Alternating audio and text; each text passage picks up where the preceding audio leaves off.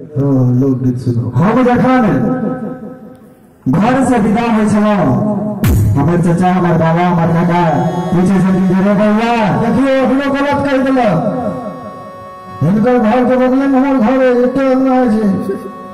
ई घर से जखने विदा हो छलखिन हिनकर कन्या कहले ए हमरा एक चप्पल खा के जाओ।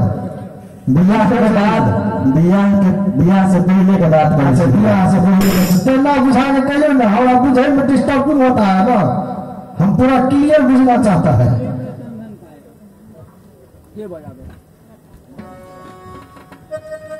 तो जखन हम विदा हो छलौ, हमरा संगे तहिना काजे अछि, गामे गामे गेने बजेने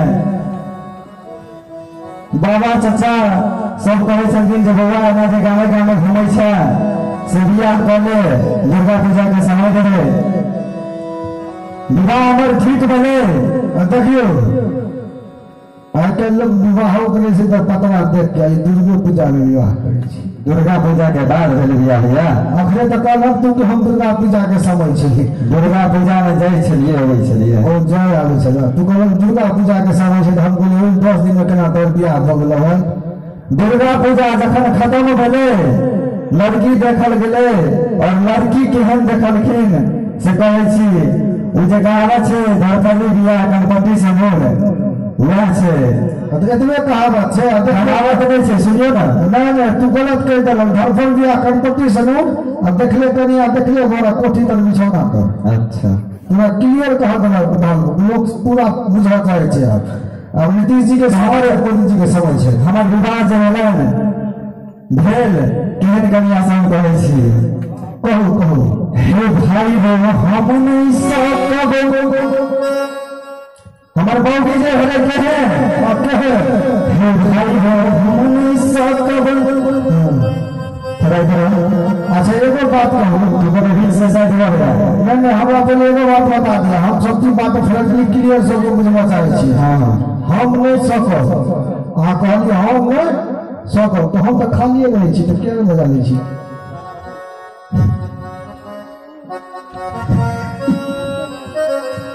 हे भाई हो हम नहीं सकब, मौगी मिलन बंठ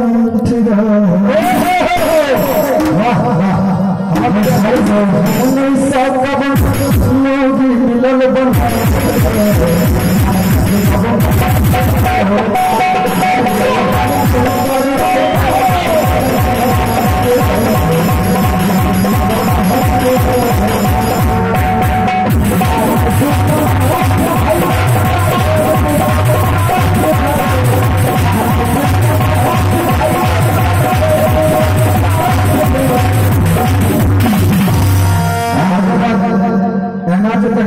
खराब है जाता। देखा था ना, देखा कैसे बेसी पावर है।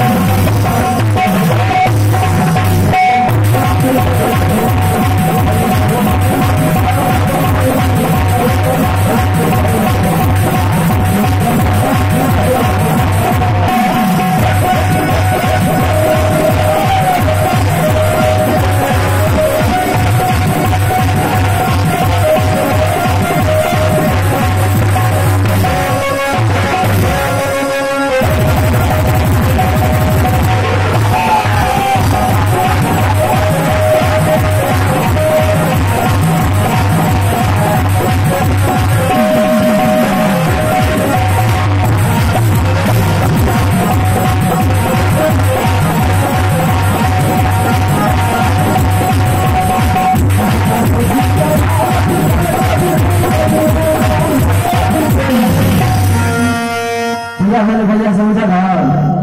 हे बाबूजी तो लालच के लेकर रुपया दहेज के मतलब बुझा गए भैंसी कर देंगे के हनुमानी को दलक घुमावे हमारा भेज के। भाई स्थिति था हमारा लगेगा कि वहाँ पर हाकर मिश्रा दिनेश बाबूजी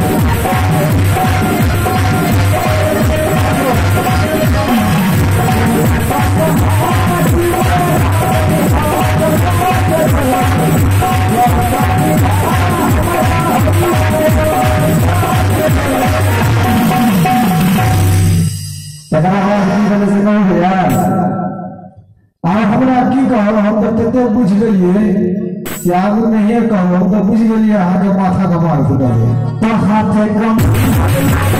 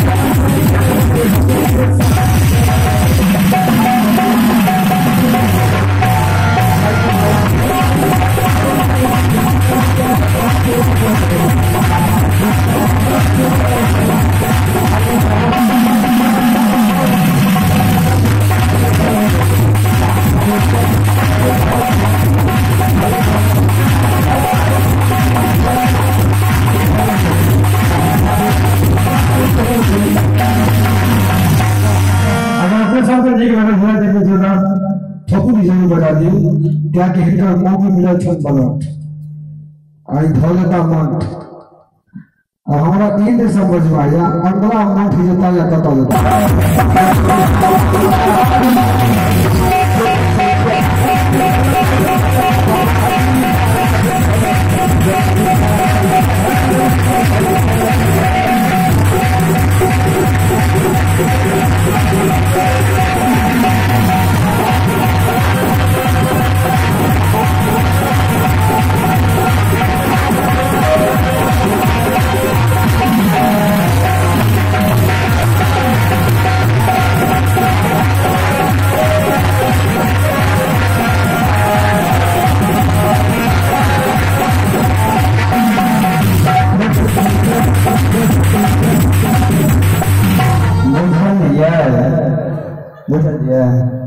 कहीं तो हाँ ये बात हम में चल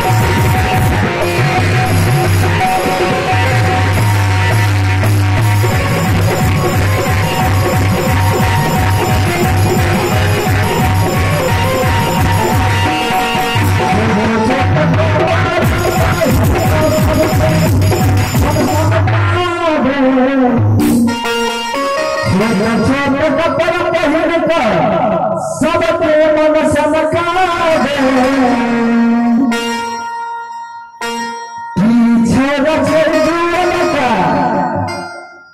मन के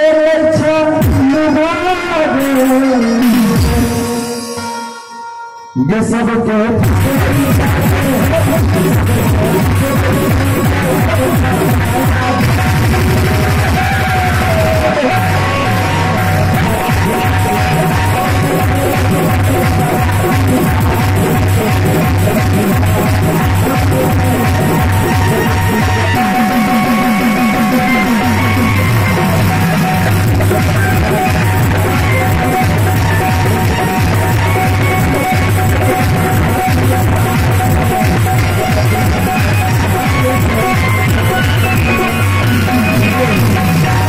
पायल जी, पायल जी तभी हिया खड़ा हो जाओ।